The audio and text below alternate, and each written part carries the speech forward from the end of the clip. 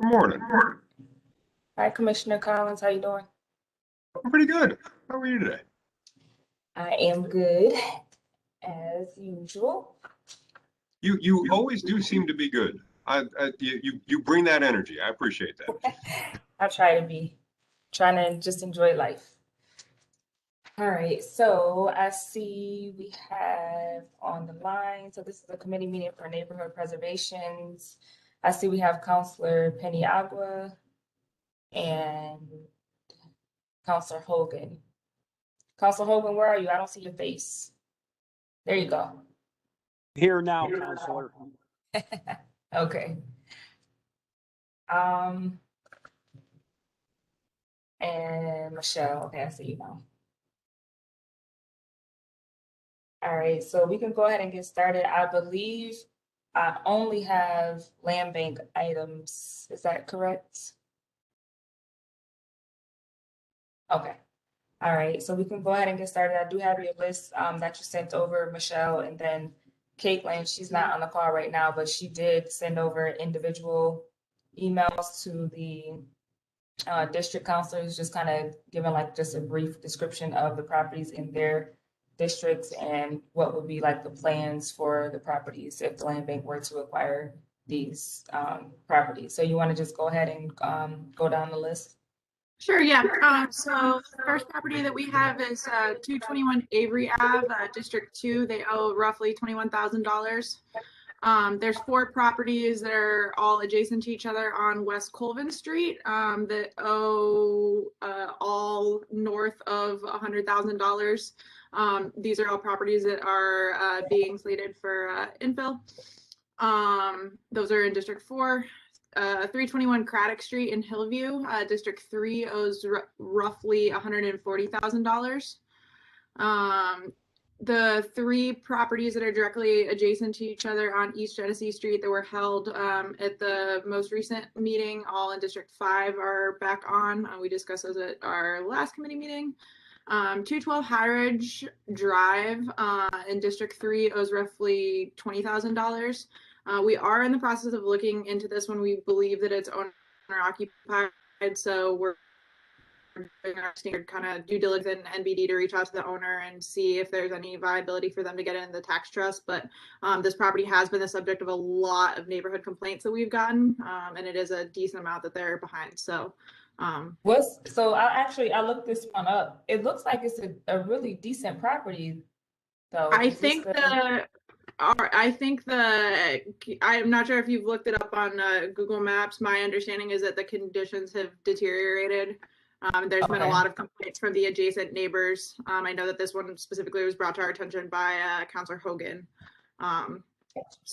Counselor Allen, I was up there today. It is in pretty bad shape. It looks like roofing shot, and it's overgrown. It's pretty bad shape.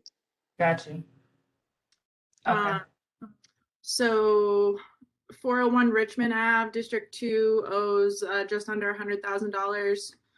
1600-10 South Ave in Eastman owes approximately $43,000. And then 2130 South Ave in District 3 owes about $5,000. So the one on 1600 South Ave and Eastman Ave, would that be residential or commercial? Right there in that corner. South Ave and Eastman Ave. I would have to double check what it is zoned currently, but I can look into that and get back to you. Okay, because I know with the land bank they had going across Eastman where the old furniture store is, and then right next to that they were kind of trying to sell that as like a package or whatever for a redevelopment. So I just wondered if this was commercial. Yeah, I can look and see what the current zoning is on it. Okay. And all right, I really didn't have any questions besides the 212 one, but you already answered that. And that the one on Avery Ave, Counselor Hogan. Counselor Allen, I'm intimately familiar with this property. I get calls on it all the time. It is, we haven't caught them yet, but it's basically a work site for like a logging operation, if you can believe it. I urge anybody to drive by it. It's really unbelievable. This is happening in a residential neighborhood.